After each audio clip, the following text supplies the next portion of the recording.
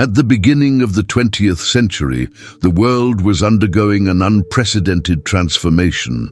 Industrialization was advancing rapidly, automobiles were shifting from luxury items to symbols of progress, and powerful businessmen believed that technology and engineering could overcome any obstacle. It was in this context that one of the most ambitious and disastrous projects in the history of industrial and social engineering was born: Fordlândia. Henry Ford, founder of the Ford Motor Company, was not just a visionary industrialist. He firmly believed in total productive self-sufficiency and complete control over the industrial supply chain. To manufacture his automobiles, Ford required massive amounts of natural rubber, primarily used for tires. The problem was that at the time, nearly all global rubber production was controlled by the British Empire through its plantations in Southeast Asia. Frustrated by this strategic and economic dependence, Ford decided to break free from the British monopoly. Instead of negotiating prices or seeking alternatives, he chose to create his own rubber supply. The location he selected was both ambitious and ultimately disastrous: the Brazilian Amazon rainforest. In 1927, after negotiations with the Brazilian government, the Ford Motor Company acquired a vast area along the Tapajós River in the state of Pará. Ford planned far more than just a rubber plantation. His vision was to build an entire city, modeled after small-town America, serving as a symbol of US industrial power planted deep in the jungle. Thus, Fordlândia was born, a planned city with wide streets, American-style wooden houses, a modern hospital, school, cinema, social club, water supply systems, sanitation infrastructure, and even red fire hydrants imported from the United States. Everything was designed to replicate Midwestern American life, completely ignoring the local climate, culture, and traditions.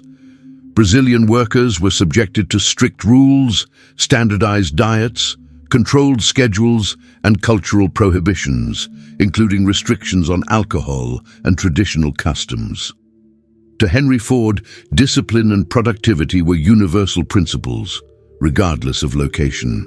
At its peak, Fordlândia housed nearly 20,000 residents, becoming one of the largest urban centers in the Amazon region at the time.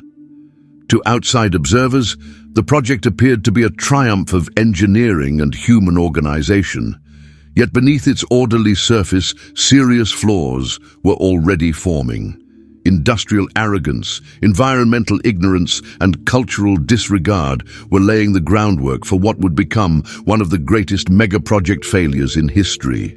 If the idea of building an American city in the middle of the Amazon was already bold, the agricultural strategy adopted in Fordlândia was simply catastrophic.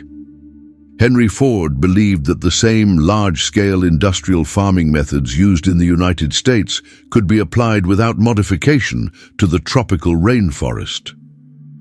This fundamental misconception became one of the main reasons the project was doomed from the start. In the Amazon, rubber trees grow naturally spaced apart, mixed with dozens of other plant species.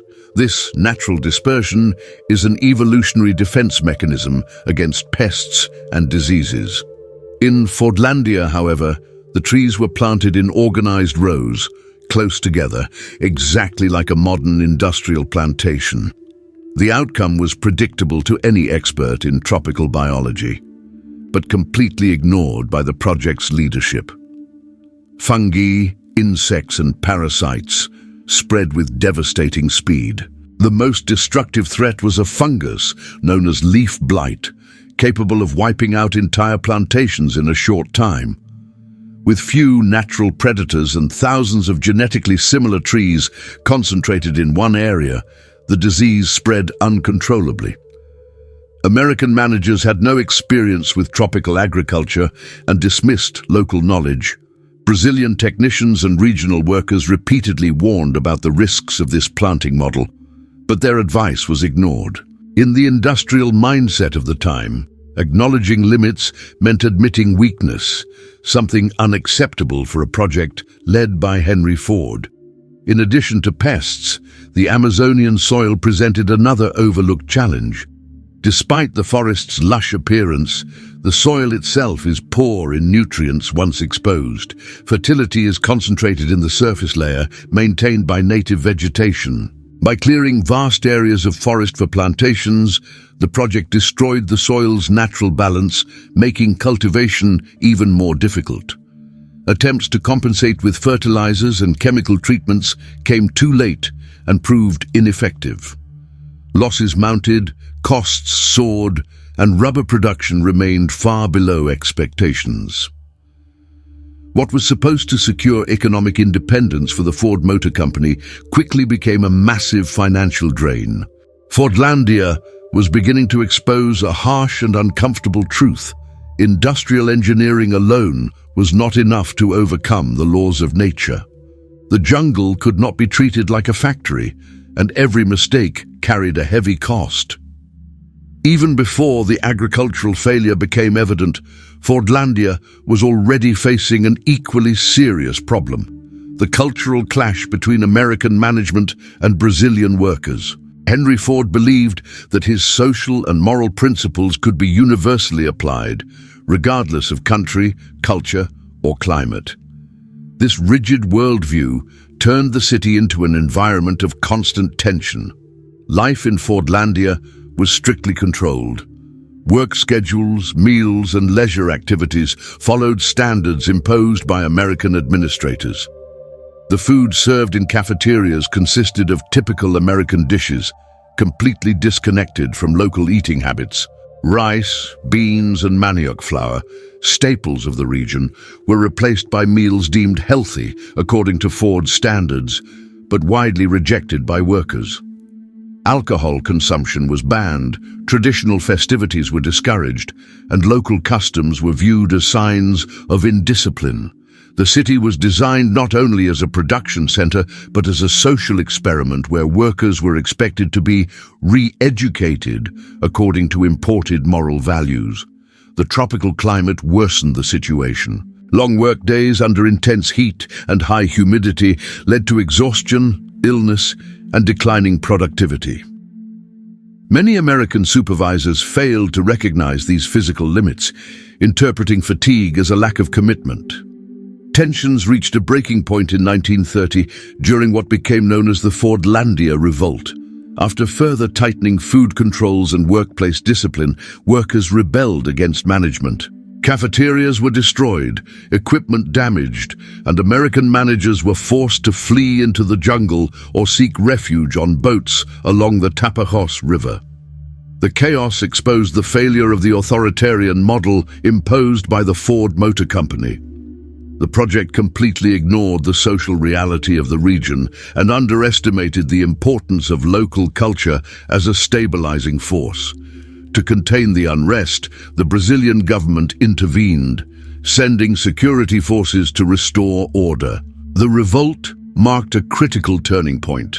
From that moment on, it became clear that Fordlândia was not merely an agricultural project facing technical issues, but a deeply flawed social experiment built on the imposition of values and the denial of workers' identities. The city was beginning to collapse not only under the pressure of nature, but from a direct conflict between two incompatible worlds. One of the most decisive factors behind Fordlândia's failure was how the project was managed. Despite its enormous scale, strategic decisions were made thousands of kilometers away, in Ford Motor Company offices in the United States, by executives who had never set foot in the Amazon rainforest. The absence of experienced local leadership created a deep gap between planning and reality. Henry Ford himself, although the project's creator, never personally visited Fordlândia. His involvement was indirect, based on reports, numbers, and correspondence that often failed to convey the severity of the situation on the ground. This physical distance translated into rigid, slow, and disconnected management. The administrators sent to the Amazon were mostly engineers and industrial managers with no background in tropical agriculture, ecology, or anthropology. Accustomed to controlled factory environments, they attempted to apply the same principles of mechanical efficiency to a complex and unpredictable ecosystem. When problems arose, the response was almost always to increase discipline, impose new rules, and cut costs, rather than adapt the project. Communication between Fordlândia and company headquarters was slow and bureaucratic. Requests for changes could take months to be approved, while pests destroyed plantations and social tensions escalated. Each delay amplified financial losses and eroded workers' confidence in the project's future. There was also constant turnover among managers. Many abandoned their posts after only a few months, unable to cope with extreme conditions, tropical diseases, and isolation. This instability prevented administrative continuity and made it impossible to learn from previous mistakes. Over time, Ford Motor Company itself began to view Fordlândia as an embarrassing problem. Investments continued, but without conviction. Reports were softened to avoid confronting Henry Ford directly with the magnitude of the failure. The project persisted not out of efficiency, but out of corporate pride. Fordlândia became a classic example of how megaprojects can fail, not due to a lack of resources, but because of excessive centralization, disregard for local knowledge, and an inability to adapt decisions to on-the-ground realities. While the administration tried to maintain an appearance of order and progress, the reality experienced by Fordlândia's workers was marked by physical suffering, constant illness, and extreme environmental conditions. The Amazon, with its hot and humid climate, proved to be a challenge far beyond what project planners had anticipated. The region was, and still is, an environment conducive to the spread of tropical diseases. Malaria, yellow fever, dysentery, and parasitic infections became common among workers. Although the city had a modern hospital by the standards of the time, medical infrastructure was insufficient to handle the scale of the problem. Many employees fell ill repeatedly, compromising their ability to work and increasing absenteeism. Intense heat and high humidity made workdays exhausting. Laboring under the Amazonian sun in newly cleared areas demanded extreme physical effort. Constant fatigue was worsened by an inadequate diet that failed to meet workers' nutritional and cultural needs. To American administrators, the standardized diet represented a healthy lifestyle. To workers, it was yet another imposition detached from reality. Housing, though visually organized, was not designed for tropical conditions. Many homes lacked proper ventilation, turning them into sweltering spaces. Mosquitoes thrived, further increasing disease transmission. Geographic isolation made access to medicines difficult and turned minor health issues into potentially serious threats. The psychological impact was equally severe. Isolation, rigid rules, cultural conflict, and a sense of abandonment created an atmosphere of tension and demoralization. Many workers came to see Fordlândia not as a path to progress, but as a place of hardship. They wished to leave as soon as possible. Over time, workforce turnover became a chronic problem. Workers abandoned the project whenever a better opportunity appeared, leaving constant gaps in labor. This raised costs, reduced productivity, and deepened the project's crisis. Fordlândia was being emptied not only of financial resources, but of people. The model city envisioned by Henry Ford was becoming a symbol of human exhaustion, where industrial ambition ignored physical, environmental, and social limits. As losses mounted and problems became impossible to ignore, the Ford Motor Company finally acknowledged that Fordlândia, as originally conceived, was unworkable. However, instead of abandoning the project outright, the company decided to make one final attempt to salvage its investment. This effort took on a new name and a new location, Belterra. Located about 80 kilometers from Fordlândia, Belterra was planned based on the lessons, albeit learned too late, from the initial failures. Unlike the first site, the new area offered more favorable terrain, better soil drainage, and improved logistical access to Santarém. The goal was to start over, applying methods better suited to the Amazonian environment. In Belterra, administrators finally accepted the need to space rubber trees more widely, reducing the spread of pests and diseases. Agricultural experts were given greater influence, and some local practices were incorporated. Extreme discipline was partially relaxed in an effort to reduce conflicts with workers. Despite these improvements, structural problems persisted. Rubber production remained far below what was required to justify the project's costs. Moreover, the global landscape had changed. The rise of synthetic rubber and falling prices for natural rubber made the venture increasingly unviable. Fordlândia itself was gradually abandoned. Houses, factories, and facilities once full of life became empty and silent. Equipment was dismantled or left behind, while the forest slowly began reclaiming the land taken by concrete and wood. Belterra represented an implicit acknowledgement that Fordlândia had been a mistake, yet it also highlighted the limits of corporate persistence. Even with technical and social adjustments, the project was already doomed by decisions made years earlier. The attempt to save the dream revealed a harsh truth. Some megaprojects fail not because they cannot be corrected, but because their initial mistakes are too large to undo. By the 1940s, Fordlândia's fate was effectively sealed. The project, which had consumed millions of dollars and over a decade of effort, failed to achieve its primary objective, securing a stable and profitable source of natural rubber for the Ford Motor Company. However, it was the global context that ultimately hastened the project's end. With the outbreak of World War II, the global economy underwent profound changes.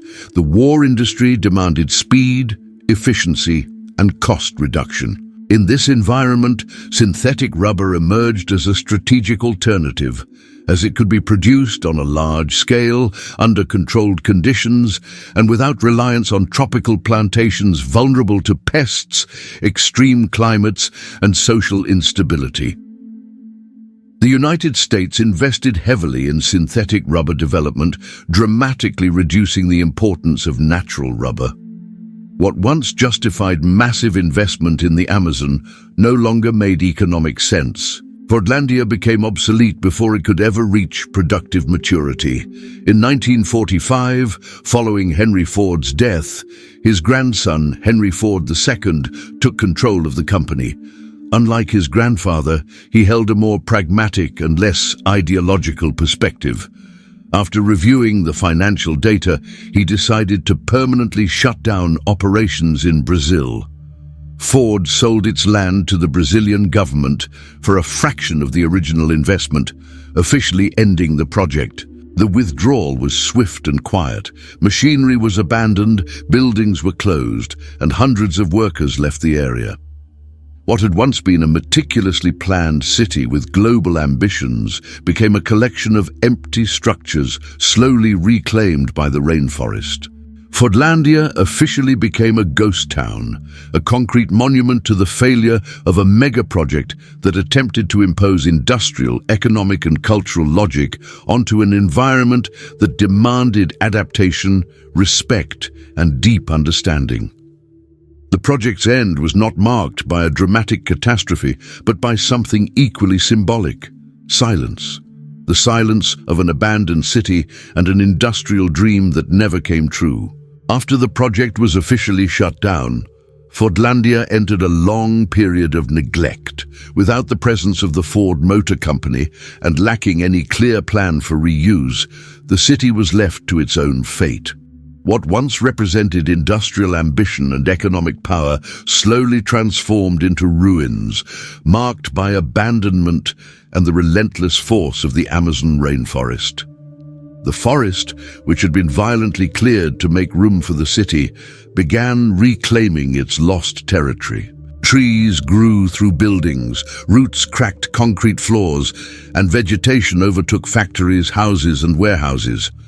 The hot and humid climate accelerated structural decay, corroding roofs, walls, and machinery left behind. Despite the abandonment, Fordlândia was never completely empty. Some former workers and their families remained, adapting the existing structures to their needs. American-style houses were modified, industrial buildings were repurposed, and the city began to function organically, far removed from its original planning. Without proper maintenance, many buildings became dangerous, yet deeply symbolic. The former hospital, factory, cinema, and administrators' residences began attracting researchers, explorers, and curious visitors interested in understanding how such an ambitious project could fail so completely. Over time, Fordlândia came to be recognized as an informal historical site, not as an example of success, but as a warning, a tangible reminder of the risks of technological arrogance and cultural imposition. The ruins tell a story absent from corporate reports, the story of a clash between human ambition and environmental limits. The ghost town thus became an open-air museum. Every peeling wall, rusted machine, and vegetation-covered street carries the memory of an industrial dream that ignored the complexity of the Amazon. Fordlândia ceased to be merely an abandoned location and became a symbol of how large-scale projects can fail when they disregard the human, social, and environmental context in which they are built. Over the years, Fordlândia has ceased to be merely a historical curiosity or a collection of forgotten ruins in the Amazon. The project's failure has been studied by historians, economists, engineers, environmentalists, and sociologists as a powerful example of what can go wrong in a poorly planned megaproject. One of the key lessons of Fordlândia is the importance of local knowledge. The project completely ignored the experience of populations that had lived alongside the forest for centuries. Traditional agricultural techniques, understanding of soil, climate, and tropical diseases were dismissed in favor of imported methods unsuited to the Amazonian environment. Another fundamental lesson concerns the illusion of absolute control. Henry Ford believed discipline, standardization, and technology would be enough to conquer any scenario. Fordlândia demonstrated that complex natural systems do not function like assembly lines. Attempts to impose mechanical order on a living ecosystem resulted in environmental and economic collapse. The project also highlighted the dangers of cultural imposition. By attempting to reshape Brazilian workers according to foreign social values, management generated conflict, rebellion, and demoralization. Development cannot be imposed from the top down without dialogue, adaptation, and respect for local identities. From a management perspective, Fordlândia became a classic case of excessive centralization, decisions made far from reality based on filtered and incomplete reports prevented timely and effective responses. The case underscores the need for local leadership, operational autonomy, and continuous adaptation. Today, Fordlândia is frequently cited in discussions on sustainable development, economic colonialism, and corporate responsibility. The project tragically anticipated debates that would only gain prominence decades later. The limits of growth, environmental impacts of large-scale ventures, and the necessity of integrating social factors into economic decisions. More than a historical mistake, Fordlândia stands as a permanent warning, a reminder that massive investments and good intentions do not guarantee success when the complexity of the real world is ignored. Today, nearly a century after its creation, Fordlândia remains one of the most powerful symbols of failed megaprojects imposed without a deep understanding of the environment in which they are built. What began as a visionary plan for industrial self-sufficiency ended as a ghost town, swallowed by the forest and by human arrogance. Currently, Fordlândia is home to a small local population, made up of descendants of former workers and residents who learned to coexist with the ruins. The site attracts tourists, researchers, photographers, and documentary filmmakers from around the world, drawn by the decaying architecture and the story behind its collapse. What was once a symbol of progress has become a place of historical reflection. Fordlândia's legacy extends beyond its physical remains. It represents the boundary between technology and nature, between planning and reality, between economic power and human fragility. It shows that no amount of capital can replace local knowledge, cultural respect, and environmental adaptation. For engineering, Fordlândia teaches that major projects cannot be copied and pasted anywhere in the world. Each region has unique characteristics that demand tailored solutions.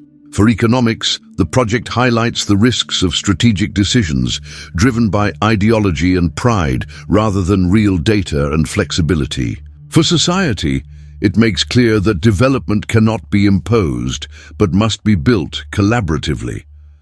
In today's world, where megaprojects continue to be proposed in environmentally sensitive regions, Fordlândia remains disturbingly relevant. Hydroelectric dams, planned cities, industrial hubs, and extraction projects still face similar challenges when social and environmental factors are ignored. Fordlândia did not fail due to a lack of money, technology, or labor. It failed because it tried to turn the Amazon into something it could never be. Its greatest legacy is the silent warning left behind by its ruins. Progress without understanding leads only to abandonment.